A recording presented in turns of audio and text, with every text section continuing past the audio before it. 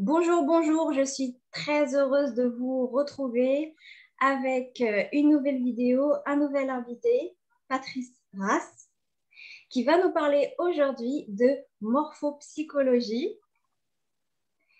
Donc, qu'est-ce que la morphopsychologie? Il va nous expliquer. Et comment le fait de connaître ce que disent nos traits peut nous aider à mieux nous connaître,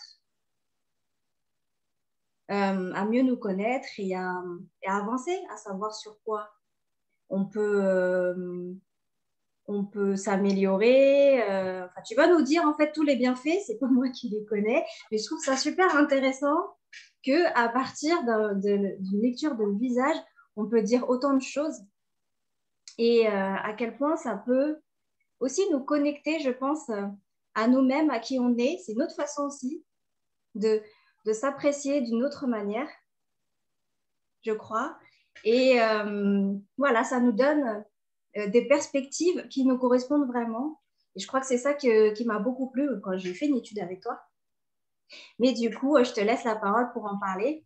Patrice Rass, je te laisse te présenter. Je sais que tu fais plein de choses, tu es conférencier, auteur.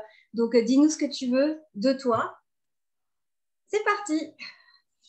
Alors, bonjour, donc je m'appelle effectivement Patrice Rass et je suis effectivement morphopsychologue, également conférencier, auteur et formateur. Donc, j'ai beaucoup d'activités, mais en fait, elles sont toutes autour du même axe, qui est en fait ce qu'on appelle le développement personnel et professionnel, c'est-à-dire en fait la connaissance de soi et des autres, la gestion des émotions, aussi bien les siennes que celles de ses interlocuteurs, et bien sûr, par extension, la communication. Génial. La morphopsychologie, évidemment, dans ce cadre-là, c'est un outil, c'est un moyen, c'est une technique, c'est une expertise, en fait. Ce n'est pas une fin en soi. D'ailleurs, je connais presque personne, je ne crois pas d'ailleurs, qu'il existe des gens qui ne soient que morphopsychologues. Donc, ce n'est pas vraiment un métier qui permet de vivre. C'est en fait un moyen de faire d'autres choses. Par exemple, beaucoup de morphopsychologues font des bilans de compétences pour aider, pour accompagner les gens qui sont en reconversion, en orientation ou en désorientation scolaire ou professionnelle. Voilà. Donc, c'est un outil de connaissance de soi et des autres, comme tu l'as dit très clairement. Alors, il se trouve que le paradoxe, c'est que dans mon histoire, moi, j'ai commencé par m'intéresser à moi-même. Parce que en fait, j'ai découvert la morphopsychologie quand j'avais 14 ans et j'étais vraiment très mal dans ma peau. J'étais dépressif et suicidaire, en fait. Et j'ai failli me suicider d'ailleurs. Et ce n'est pas la morphopsychologie qui m'a empêché de le faire, mais c'est la connaissance de soi. C'est-à-dire que j'ai découvert très vite que j'étais hypersensible, dépressif, etc. Et que j'avais des particularités aussi intéressantes comme la passion et entre guillemets l'intelligence, même si j'aime pas ce terme-là, enfin peu importe. Et du coup, c'est le fait de comprendre qui j'étais et en quoi j'étais différent qui m'a presque sauvé. Et le paradoxe de l'histoire, c'est que au début, je ne m'intéressais qu'à moi-même parce que je m'intéressais absolument pas aux autres. J'avais ni le temps, ni l'énergie, ni l'envie de ça. Sauf que il n'y a pas moyen de se connaître soi-même sans se connecter aux autres. Parce que se connaître, c'est précisément savoir qu'est-ce qu'on a d'universel, qu'est-ce que j'ai en commun avec tous les êtres humains. A contrario, qu'est-ce que j'ai d'absolument unique au monde. Et ça, c'est intéressant aussi. Ouais. Et entre ces deux extrêmes, j'ai envie de dire, qu'est-ce que j'ai en commun avec les groupes auxquels j'appartiens? Par exemple, moi, je suis un homme, okay, dans quelle mesure je suis vraiment un homme? Enfin, qu'est-ce que j'ai en commun avec les autres hommes? Je suis français, entre guillemets, d'état civil en tout cas, qu'est-ce que j'ai en commun avec les Français? Etc., etc. Donc la connaissance de soi, j'ai envie de dire, c'est comme une espèce de dialectique. On ne peut pas s'intéresser qu'à un seul bout. On ne peut pas s'intéresser soit aux autres uniquement sans faire un travail sur soi. Bien sûr. Parce que dans ce cas-là, on va projeter en fait tout ce qu'on n'aime pas, on va le voir négativement chez les autres. C'est vrai. Donc, il faut faire les deux, de toute façon. Et qu'on commence par un bout ou par l'autre, ça n'a aucune importance, puisque tous les chemins mènent au Rhum, comme dirait un alcoolique de mes amis. Donc, la morphopsychologie, c'est effectivement le décodage de la forme du visage. Je précise que c'est la forme du visage au repos, parce que beaucoup de gens confondent avec la communication non verbale. Et la communication non verbale, justement, ça concerne essentiellement tout ce qui bouge. Par exemple, là, je parle et mon visage bouge. Et donc, les mimiques qu'on peut voir sur mon visage vont trahir non pas ma personnalité profonde comme la morphopsychologie, mais mon état émotionnel. Oui. La non-verbale, c'est l'état émotionnel présent. Si j'ai des gestes un peu comme ça veut dire qu'à ce moment-là, je suis énervé. Oui. Si ma voix va monter dans les aigus, c'est que je suis stressé. Ça, c'est la communication non verbale, c'est j'ai envie de dire la traduction ou la trahison de l'état émotionnel instantané. Mais ça ne prouve pas que je suis comme ça tout le temps. D'accord. Justement, c'est ça qui est intéressant dans la complémentarité des deux outils, c'est que le visage, lui, ne change pas en une seconde. La forme du visage, elle a mis des années à être élaborée, sculptée, construite. Et ben, c'est exactement la même chose que la personnalité. Ça veut dire que en fait, la personnalité, la personnalité se voit à travers la forme du visage, au repos. C'est pour ça qu'on n'a pas besoin, à la limite, on peut faire uniquement avec des photos. Et la preuve, d'ailleurs, c'est que tous les livres de morphopsycho ont commencé avec des photos ou des dessins. Et que dans beaucoup de formations, on travaille sur des photos ou des dessins ou des schémas. Alors, c'est mieux, bien sûr, quand on a la personne en direct, parce que je crois qu'il y a une vibration, une qualité d'être qu'on ne peut pas forcément capter sur une photo. C'est complémentaire. Exactement. Je suppose que tu as besoin des deux. Oui. En plus de ça, bon, les photos, on sait tous que c'est un angle, c'est un état, c'est une lumière, c'est une énergie. Donc, ce n'est pas la personnalité, c'est une facette de la personnalité. Mais quand même, il y a quand même le fond, j'ai envie de dire le gros, il y a 90% qui ne change pas, qui ne bouge pas. Ou en tout cas, si la personnalité évolue, elle évolue aussi lentement que le visage, c'est-à-dire de plus lentement. Parce que, évidemment, chez un bébé, c'est pour ça qu'on ne peut pas faire vraiment de portrait sur un bébé, le visage d'un bébé, il change très, très vite. Ah, bah, oui. Au fur et à mesure que les traits de caractère sont installés, instaurés, ça évolue de moins en moins. Et après, il y a la vieillesse qui peut intervenir, mais on sait bien qu'elle intervient toujours dans le même sens. Par exemple, la baisse de tonicité. Ça, c'est une constante dans la vieillesse. Et c'est vrai pour toutes les personnes âgées. D'accord. Donc, la morphopsychologie, c'est ça, en fait, c'est l'art de décoder les visages, tout simplement. Et c'est vrai que tu disais, parce que j'ai fait ton portrait, donc tu peux en parler aussi bien que moi, presque, c'est que souvent, les gens sont étonnés, en fait, de jusqu'où ça va. Parce qu'on n'imagine pas que ça peut aller aussi loin, aussi précis dans la description de la personnalité. Beaucoup de gens s'imaginent que, OK, on va dire 2-3 traits de caractère comme ça. Non, ce n'est pas seulement 2-3 traits, c'est presque tous les traits. J'ai envie de dire, pas tous les traits, parce que je sais malheureusement mieux que personne que la morphopsychologie a des limites. C'est-à-dire qu'on ne voit pas tout, on ne sait pas tout, voilà, puis tant mieux, peut-être que c'est bien. C'est pour ça que c'est complémentaire avec d'autres outils de connaissance de soi. Exactement, et puis c'est bien aussi quelque part qu'il y ait une part de mystère. Bien sûr. C'est bien que tout ne soit pas visible, et voilà, parce que ça serait quand même terrifiant. Je crois si on pouvait absolument mettre à nu, entre guillemets, les gens. Moi, j'aime bien cette idée que, de toute façon, moi, je suis vraiment obsédé par cet art et ce métier. J'essaie de trouver les mots les plus précis, les plus fins. Et plus j'avance, plus je me rends compte qu'en fait, je n'y arrive pas. C'est-à-dire, des fois, je vois des choses, je capte des choses, et je n'ai pas les mots, parce que les mots n'existent pas pour décrire ce que je ressens. Et voilà, finalement, c'est peut-être pas plus mal comme ça, parce que ça laisse quand même une part voilà, encore une fois, peut-être de mystère, de doute, et que non seulement c'est bien qu'on conserve cette part de mystère, et deuxièmement, c'est bien aussi que mes clients puissent dire non, je ne suis pas tout à fait d'accord. Parce que même si c'est vrai, des fois, ça va tellement loin, c'est tellement intrusif quelque part, que ça les déstabilise, et je vois bien que parfois, je vais trop loin. Et ben, dans ce cas, en général, comme par hasard, ils ne sont pas d'accord. Et moi, j'interprète ça comme le signal arrête.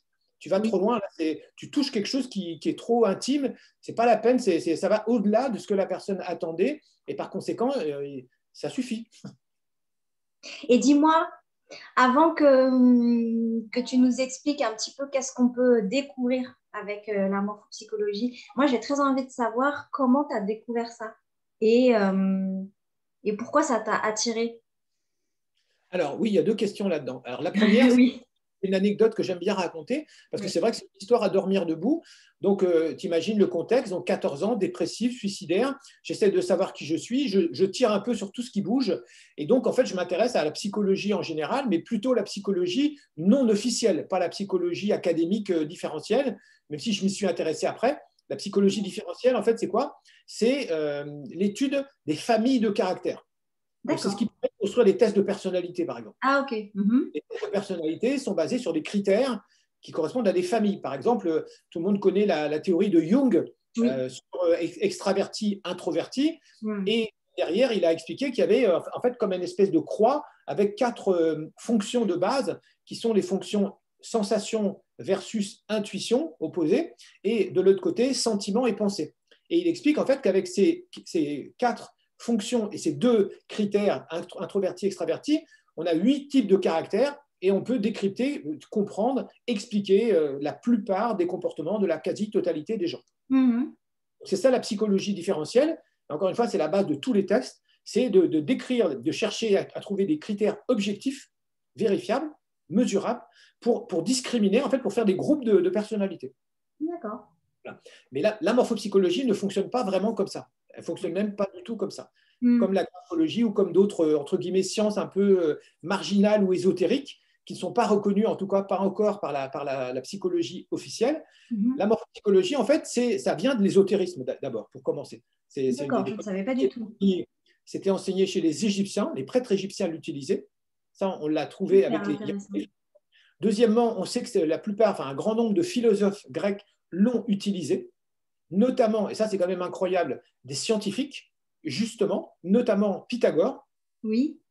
Parce que Pythagore, en fait, est le premier morphopsychologue officiellement et reconnu en France, enfin pas en France, pardon, en Europe en tout cas, voilà. Et il était morphopsychologue, il a créé une école, il recrutait à la morphopsychologie. C'est génial. A d'ailleurs failli lui coûter la vie, puisqu'il a refusé de prendre dans son école un riche personnage de la ville qui était connu pour être une crapule, et qui était un type pas très catholique en fait, et il ne l'a pas pris, mais lui il ne savait pas que c'était un type malsain, il a vu juste son visage, et l'autre en question, le riche bourgeois de la ville, en fait s'est vengé en brûlant l'école. Oh. Voilà. Alors, l'autre grand morphopsychologue, c'est Aristote, quand même le père de science et de la logique. Donc, quand les scientifiques me disent que la morphopsychologie, quand les psychologues me disent que la morphopsychologie n'est pas scientifique, ça me fait rigoler, quoi. En Parce effet.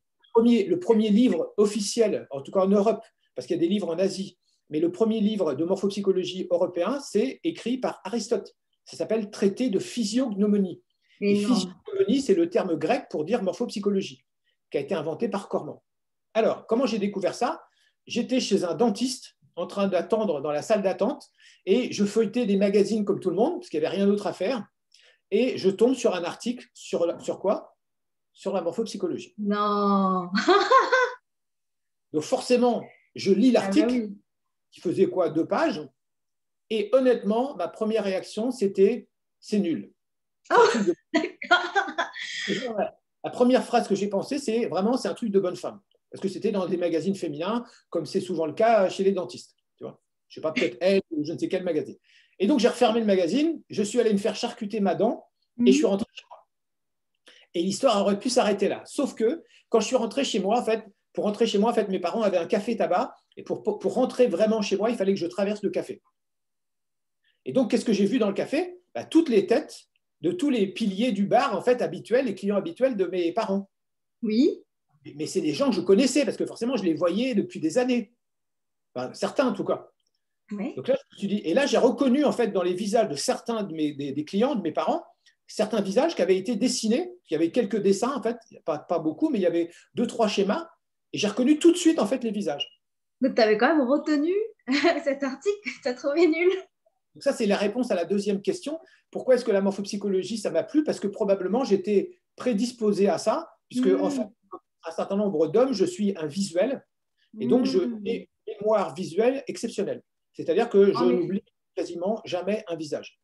Des fois, je vois des gens dans la rue, et vous, je vous ai rencontré il y a 40 ans, je ne sais pas leur nom, je ne sais pas où, mais je reconnais leur visage. Et en fait, la personne me dit, ah bah oui, je vous ai eu comme professeur. Tu vois, des trucs comme ça. Et après, bien sûr, je suis rentré dans la famille proprement dit, et là, j'ai vu mes frères et sœurs, et j'ai reconnu presque tous les visages que j'avais vus sur les dessins. Ok. Et après, j'ai essayé de me rappeler les mots.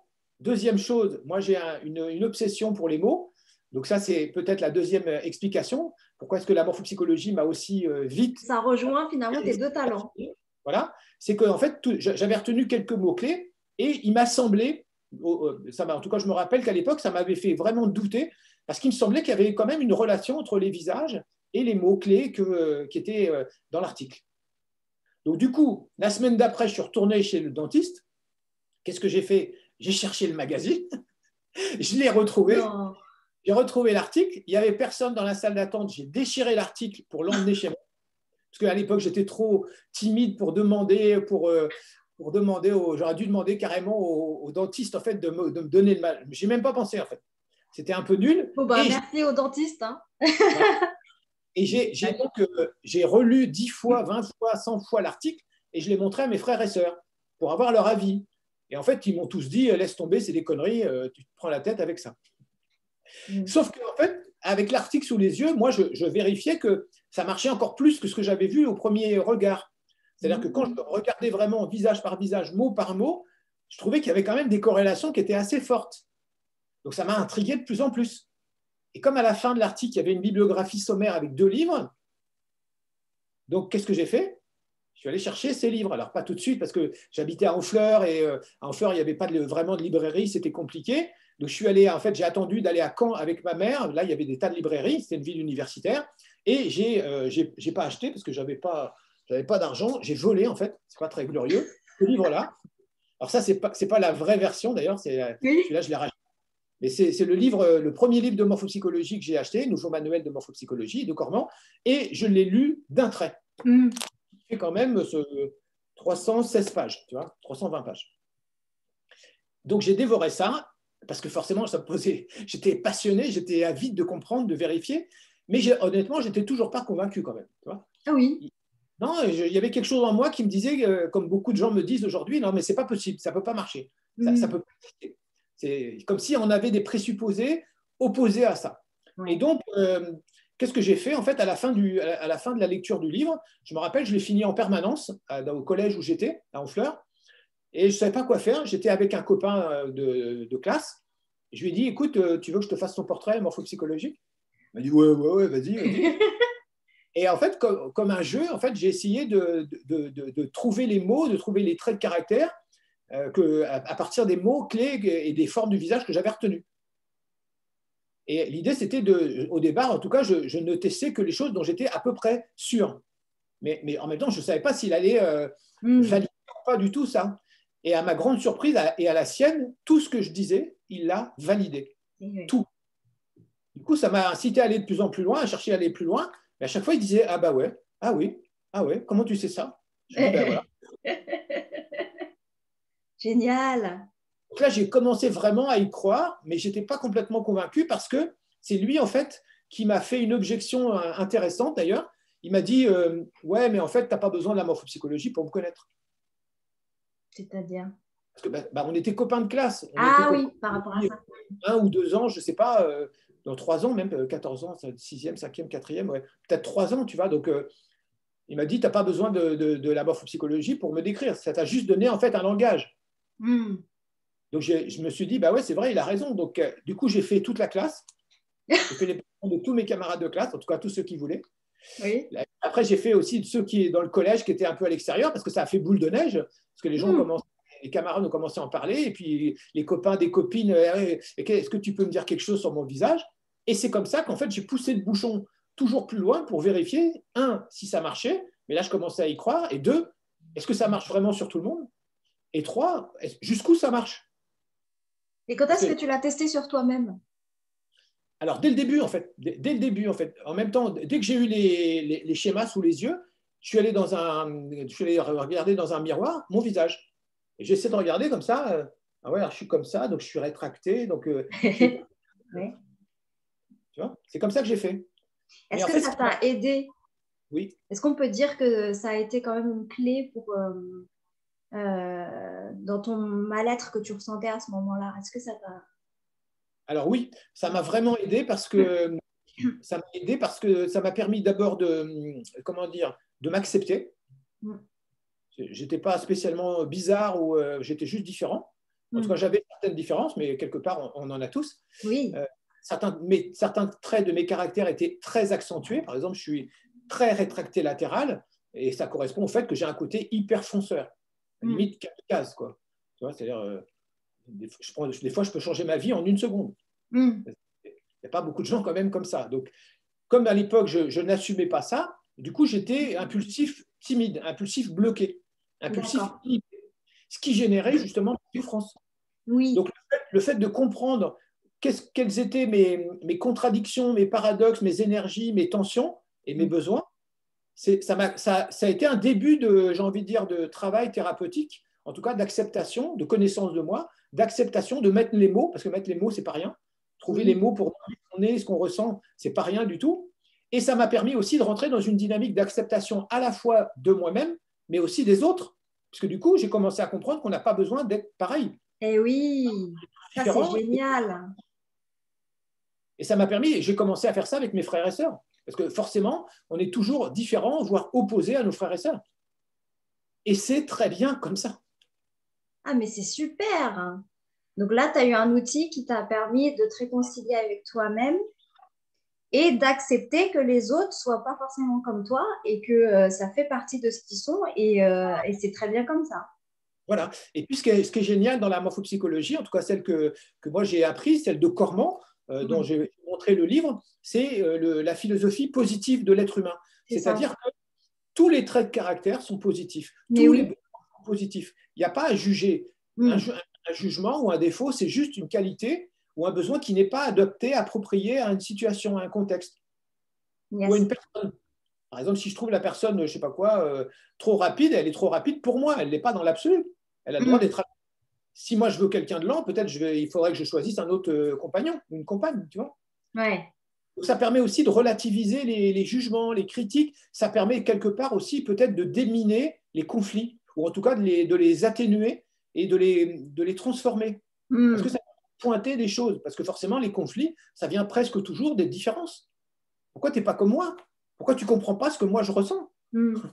Donc ça permet aussi de mieux vivre ensemble et je crois de mieux communiquer avec les autres. Ah, c'est super. Ouais.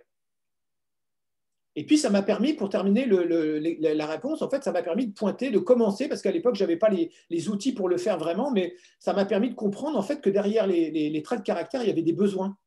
Et Tout que à ces fait. besoins, encore une fois, ces besoins, ils ne sont pas forcément conscients. À l'époque, chez moi, ils n'étaient pas conscients du tout, d'ailleurs. Mais ça, c'est une autre histoire. Et ça m'a permis de commencer à les percevoir, à les identifier, à les entendre, à les nommer et à les exprimer et à les satisfaire. Donc, ça a été un chemin de libération. Et aujourd'hui, en fait, quand je fais des portraits, et tu le sais bien, j'essaye vraiment d'identifier les besoins que je capte chez l'autre en lui disant, tiens, vous avez certainement tel besoin. Après, si la personne n'est pas d'accord, je ne vais pas insister, je n'impose rien, mais je crois que c'est intéressant d'avoir quelqu'un qui dit, bah, tiens, est-ce que vous êtes conscient d'avoir tel et tel besoin? Et c'est juste une énergie, c'est juste une force à écouter, à respecter, à exprimer, à satisfaire. Tu sais, là, je viens de penser à un truc. Ça fait un moment que tu me l'as fait à la psycho et tu m'avais dit que euh, dans mes yeux, il y avait une certaine attente que ça pétille. Et en fait, là, je te retrouve. Ça fait combien de temps? Un an, 2 ans plus tard, je ne sais plus. Et j'y suis là. Tu sais, je te retrouve dans une activité où je nourris ce que j'ai besoin de pétillant. Oui, bah, tant Mm. mieux. Ouais. Donc c'est pour ça, je suis super contente d'avoir ouvert ma chaîne oui, de combler ce besoin que j'ai naturellement de me nourrir de choses qui me fascinent. Et le développement personnel, ça fait partie de ce qui me fascine et toutes les palettes qui existent dans ça. Et puis l'être humain, hein, de toute façon, me fascine en tant que tel. Donc Oui, je viens pas t'inviter juste parce que c'est la morphopsycho qui m'intéresse, c'est aussi toi, comment tu le vis, comment tu en parles. Donc ça, c'est des choses qui me font vibrer et je suis en train de répondre à mes besoins, enfin un de mes besoins. C'est génial. oui, absolument. Et la morphopsychologie, c'est ça l'intérêt, c'est que ça permet à la fois de trouver, de définir les traits du caractère, donc de faire ce qu'on appelle un portrait morphopsychologique, mais surtout, je crois, l'intérêt, c'est d'identifier nos besoins les plus profonds, les Mm. plus essentiels. Et Ouais. bizarrement, parfois, certains d'entre eux sont un peu oubliés, niés, dévalorisés, par exemple. Alors que non, on a juste c'est juste des énergies et des forces qui nous portent, qui nous poussent et qu'on a à transformer, c'est tout. Qu'on a à transformer dans la réalité des choses. Et c'est ce que tu fais. Ouais. C'est génial. Est-ce que tu peux peut-être nous expliquer un petit peu comment ça marche? Moi, je me souviens que voilà, le principe, hein, on regarde en haut, le milieu et tout ça. Tu peux nous expliquer à quoi ça sert de regarder les différentes parties Alors, oui, bien sûr. Alors, peut-être je peux remontrer ce que je t'avais montré, c'est le modèle que j'utilise dans mes portraits, en fait, et puis qu'il soit par écrit ou en direct. Donc, l'idée de cette pyramide, c'est quoi? C'est que notre personnalité, en fait, comporte un certain nombre de traits de caractère qui correspondent à des étages, des traits de caractère dominants et structurants, parce que des traits de caractère, on en a tous 1000. Mais par contre, il y a des traits de caractère qui sont quand même plus importants les uns que les autres. Par exemple, celui de Jung, extraverti-introverti, franchement, c'est quelque chose qui est super important. Et il y en a comme ça, pour moi, une dizaine de traits de caractère qui sont d'ailleurs presque toujours binaires, c'est-à-dire c'est des couples de traits de caractère associés à des besoins d'ailleurs. Et l'idée, en fait, c'est de décrypter un par un ces 10 étages. C'est-à-dire, en fait, c'est comme si notre visage était un espèce d'objet en 10 dimensions. D'accord. Un objet en 10 dimensions. Et ces dimensions vont se combiner à l'infini, bien sûr. Ce n'est pas ça plus ça plus ça, c'est ça multiplié par ça. Ce qui explique qu'à la fin, on a une personnalité totalement unique. Parce que j'avais été amusé à calculer les combinaisons possibles à partir d'un système ultra basique basé sur 5 degrés pour chaque niveau. C'est-à-dire, par exemple, si on prend le premier étage dilaté-rétracté, il y a les dilatés purs extrêmes, il y a des dilatés moyens, il y a des mixtes, des rétractés moyens et des rétractés extrêmes. Si on prend 5 degrés par étage, 5 fois 5 fois 5, 10 fois de suite, on arrive à peu près à 13 750 000 combinaisons. Oui. C'est-à-dire, en fait, on n'est pas à l'infini, mais enfin, quand même, on s'en rapproche. Donc, c'est ça l'intérêt de la morphopsychologie, comme la grapho d'ailleurs, c'est qu'en combinant tous ces critères, on arrive, je crois, à la fin, à trouver en quoi, on peut s'en rapprocher, en quoi la personne est vraiment unique. Et ce qui permet peut-être de l'aider à accepter sa vraie différence et peut-être aussi de chercher, de trouver, d'identifier, d'utiliser son vrai et son unique talent. Parce que je crois qu'on a tous des milliers de compétences et un seul vrai grand talent. Voilà, donc après, dans les différents étages, qu'est-ce qu'il y a? La première chose qu'on regarde en général, c'est ce qu'on appelle chez nous l'axe dilaté-rétracté. C'est-à-dire, est-ce que le visage il est plutôt large ou est-ce qu'il est plutôt étroit, allongé? Et ce qui est vrai pour le visage est vrai pour le corps, est vrai pour le cou aussi, puisqu'en général, il y a quand même une certaine harmonie et cohérence entre le corps, le visage et le cou, qui fait le lien entre les deux. Et ce degré, en fait, de ce qu'on appelle dilatation-rétraction, ça correspond en fait à l'axe vitalité-sensibilité. Plus on a un corps et un visage petit et large, plus on a de la vitalité, plus on a l'énergie de l'enfant. Parce que l'enfant, il est plus dilaté que l'adulte. Oui, d'accord, ouais. Et d'ailleurs, l'enfant, il vient lui-même de la dilatation absolue qui est l'ovule. Donc l'ovule, c'est la matière, mais c'est le potentiel d'énergie. La matière, on le sait, c'est de l'énergie, depuis Einstein. Oui. Donc le rétracté, ce n'est pas quelqu'un qui est moins bien ou mieux, c'est juste quelqu'un qui a pris une forme différente. Le rétracté, c'est des gens qui sont grands et minces, avec un visage allongé et étroit. C'est des gens qui ont surdéveloppé la sensibilité au détriment de leur vitalité, puisque comme dans n'importe quel système de balancier, en fait, ce qu'on gagne d'un côté, on le perd de l'autre. Oui. Et c'est tout. Et voilà. Donc ça, c'est un des aspects très intéressants, c'est la base, en fait, le premier critère de la morphopsychologie. Il y en a 10, donc je ne vais peut-être pas les développer tous. Oui. Mais je vais parler du profil, parce que le profil, c'est en général quelque chose qui étonne tout le monde, qui n'est pas très connu et qui est très intéressant. Donc ce qu'on regarde dans le profil, évidemment, c'est le degré d'inclinaison. D'accord, oui. En sachant que, évidemment, quand je fais des portraits, je ne me contente pas de faire ça. J'essaie de voir en quoi le visage de la personne qui est en face de moi, en quoi son profil, il est vraiment unique, encore une fois. C'est ça l'intérêt de la chose. Parce que, évidemment, des profils, il y en a autant que de personnes sur Terre. Donc, après, la morphopsychologie essaye, encore une fois, de trouver des repères, hein, un peu comme des familles, pour mieux comprendre à l'intérieur de ça comment les visages se situent. Donc, tous les deux, par exemple, on a des profils diamétralement opposés.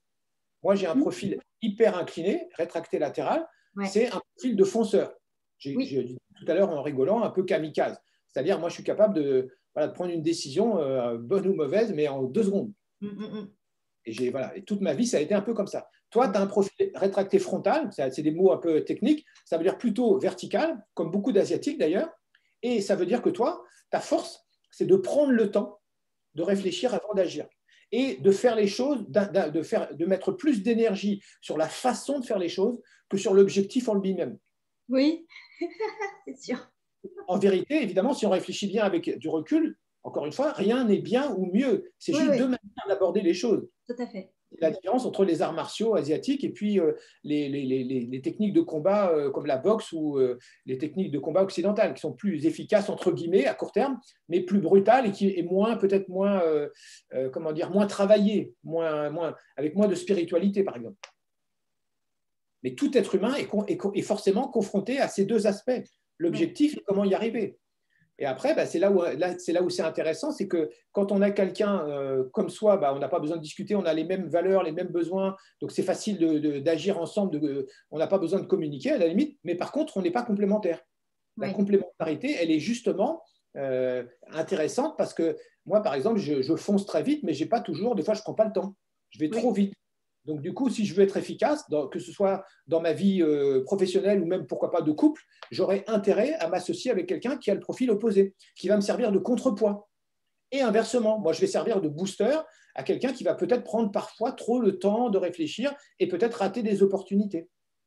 Et d'ailleurs, dans la vie de couple, en général, qu'est-ce qui se passe? On est presque toujours attiré par son complémentaire, par son opposé. Tout à fait. Ouais, c'est super. Et je me souviens que ouais, ça m'avait marqué le fait que tu aies fait le rapprochement avec les visages occidentaux et asiatiques. Et ça m'a parlé, hein, ce côté voilà, verticalité des Asiatiques où on va d'abord, on va prendre le temps, on va prendre le temps. Et puis, il y a un côté beaucoup plus ouais, fonceur chez les Occidentaux. C'est intéressant. Oui, moi je suis fasciné par les arts martiaux, par exemple. Les arts martiaux, et puis et quand je regarde en fait les films d'arts martiaux ou les séries, je m'aperçois que en fait, l'énergie, elle est vraiment dans le geste, Ouais. dans la façon de faire les choses. À la limite, le geste est plus important que le résultat. Alors qu'en Occident, on a trop tendance, je crois, en tout cas moi je me sens un peu comme ça, on a trop tendance à privilégier l'objectif sur le moyen d'y arriver. C'est un peu en gros, c'est seul le résultat compte, quoi. C'est Ouais, la fin justifie les moyens. c'est Et ça. du coup, Ouais. ça crée les conséquences qu'on connaît, c'est-à-dire le capitalisme débridé, la destruction de la nature. Voilà, Mm. c'est la réussite à court terme.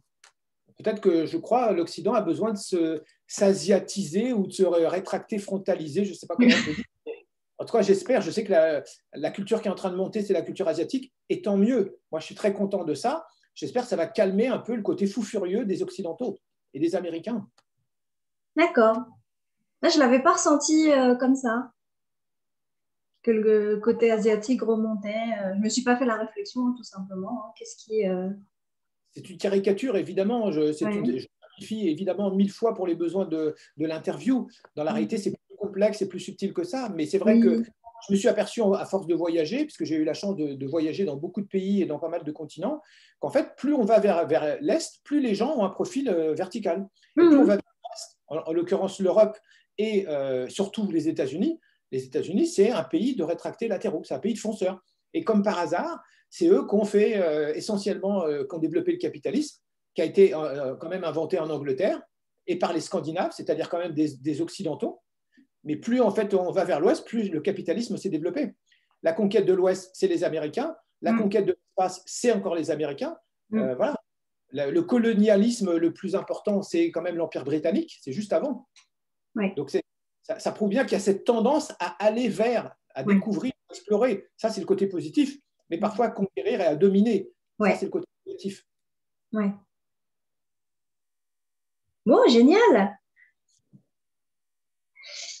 Alors, qu'est-ce qu'on pourrait. Alors, est-ce qu'il y a quelque chose que tu voudrais ajouter Alors oui, ce que j'ai Oui. envie d'ajouter, peut-être pour les gens qui nous écoutent, parce que Oui. certains, peut-être, se demandent, OK, mais comment ça fonctionne?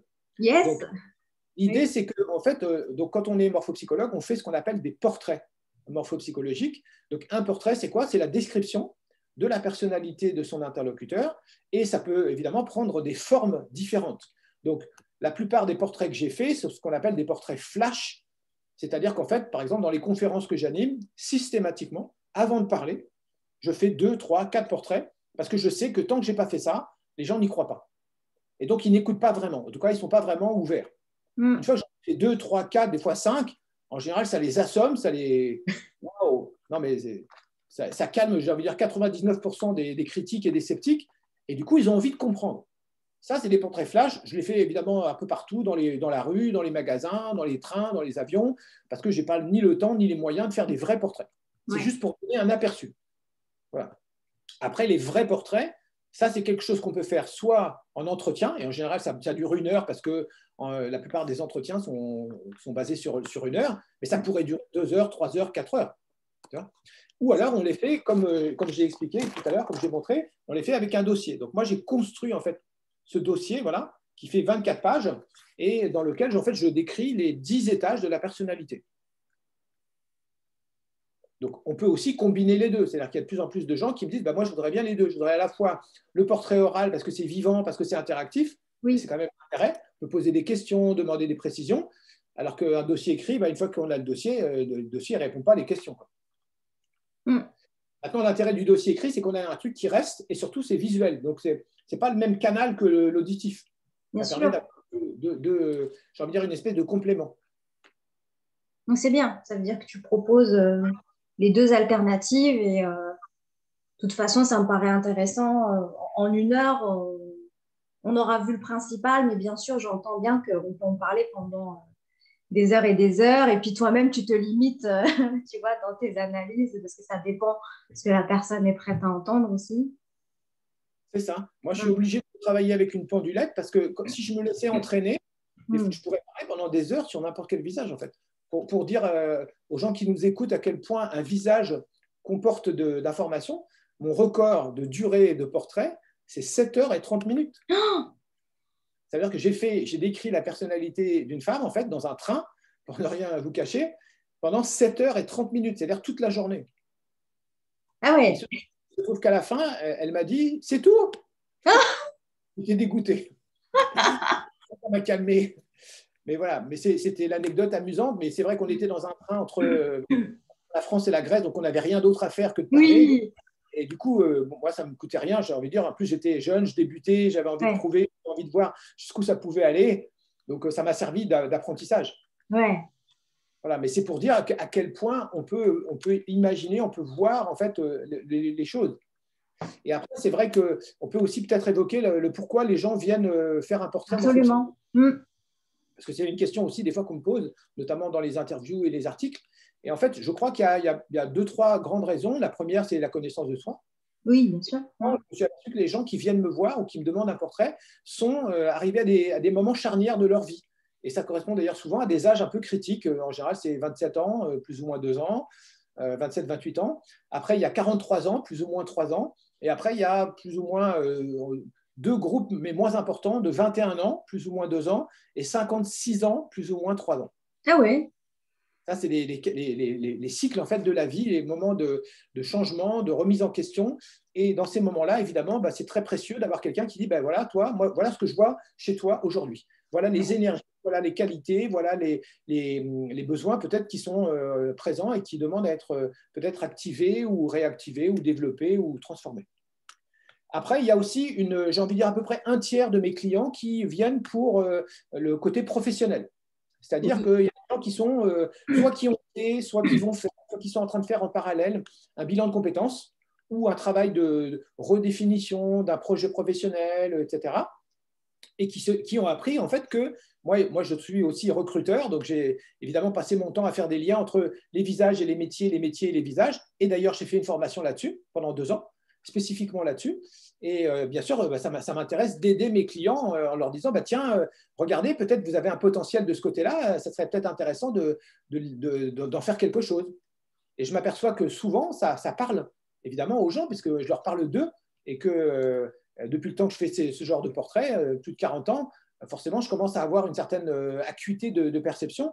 Et encore une fois, ça ne permet pas de définir exactement le talent spécifique de la personne, mais souvent, quand même, je m'aperçois que ça indique un peu quel est l'endroit où il peut se trouver.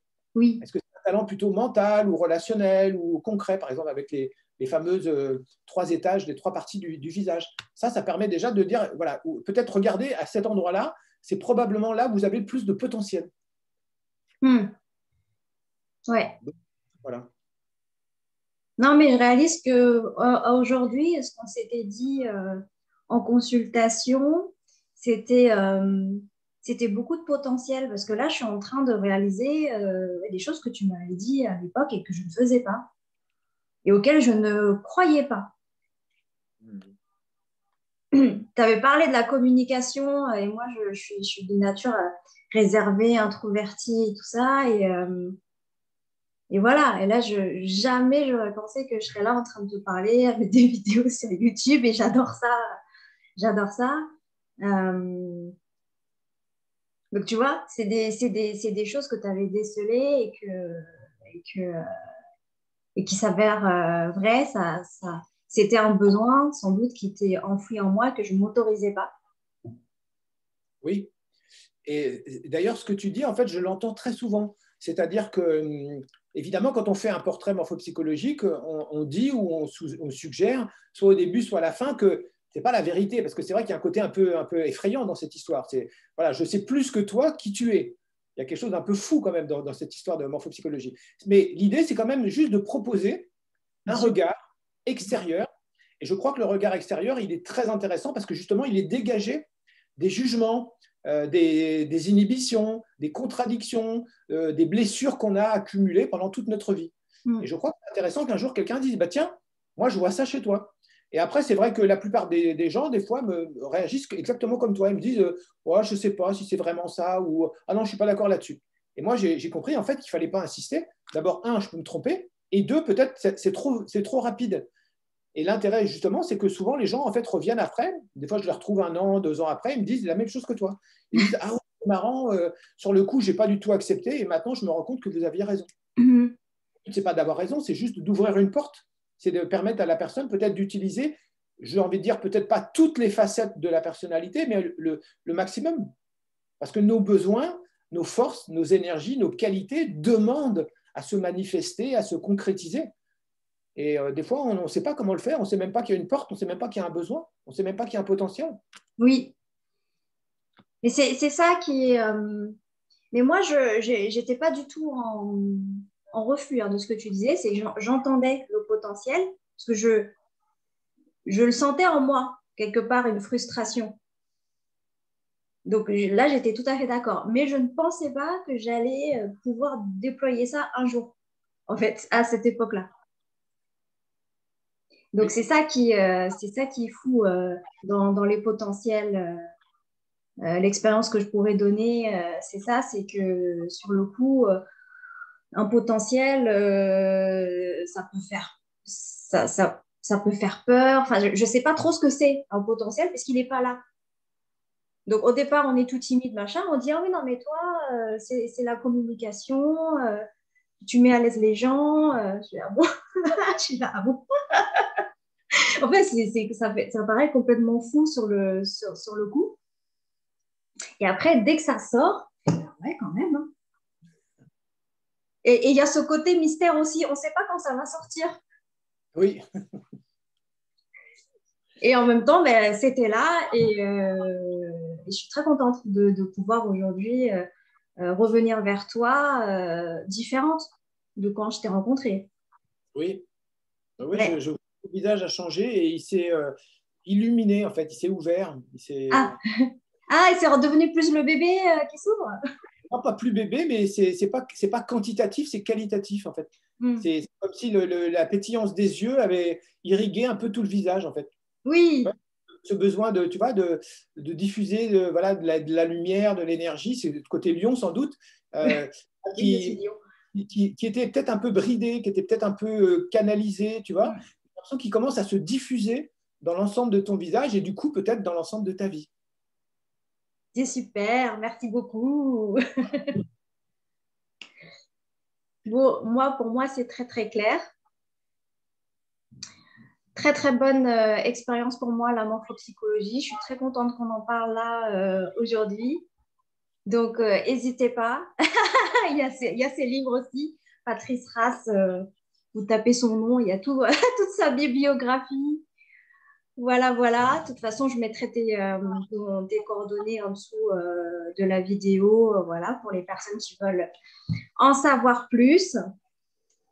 Ben, écoutez, moi, je vous laisse sur sur cette belle découverte que peut nous apporter, qu'est-ce que le visage peut dire de nous. Je trouve ça génial, ce que ça peut dire de nous. C'est très complémentaire. Ça me fait penser à ce que je fais. Je fais du Feng Shui, je suis experte en Feng Shui et je fais parler votre lieu de vie sur vous. Donc, il y a un peu l'idée, la même idée, c'est complémentaire. C'est que là, j'utilise le lieu de vie comme étant l'extension de soi-même. Et du coup, ça me touche parce que ça fait partie de ce que je fais aussi, mais je l'applique à la maison. Et la maison, et tiens, en parlant de morphopsychologie et de visage, la maison en Feng Shui est considérée comme un visage. Avec une façade. La façade, c'est l'avant du visage. L'assise, c'est l'arrière. La porte d'entrée, c'est la bouche. Et les fenêtres, ce sont les yeux. Wow. Plus vous avez, c'est ce que regarde.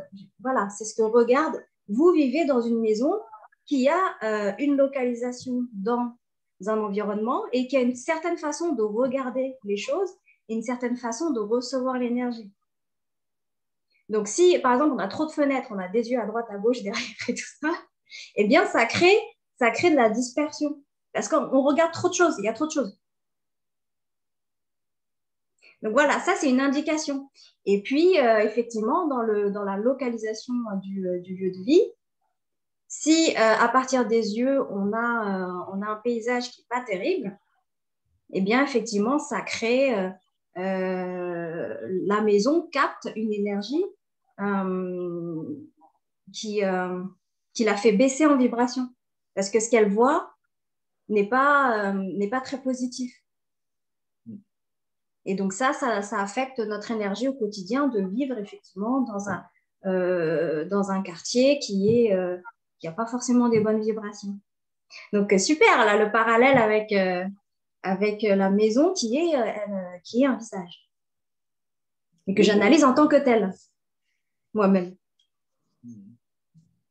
Super. Yes.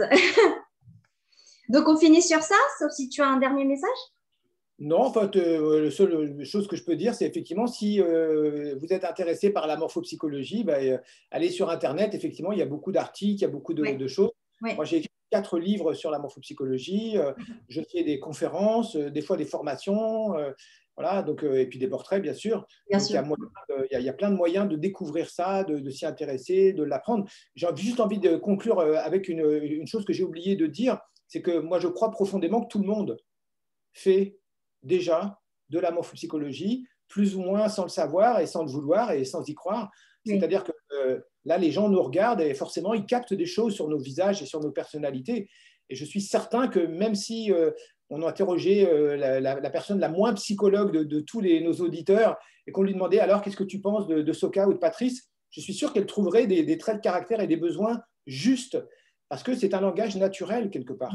Ouais. Et la différence qu'il y a entre moi et les autres, entre guillemets, enfin entre nous, les morphopsychologues, et les autres, c'est que nous, on a le code. C'est ça. Donc, ça va évidemment 100 fois, 1000 fois plus vite et plus loin, mais c'est tout. Et c'est pareil en Feng Shui, hein. On croit que oui, alors on adopte ou on n'adopte pas cette philosophie, mais elle s'impose à nous. On se sent bien ou pas dans une maison, c'est une réalité. Et le Feng Shui décode comment ça se fait. C'est pareil. C'est génial. Merci.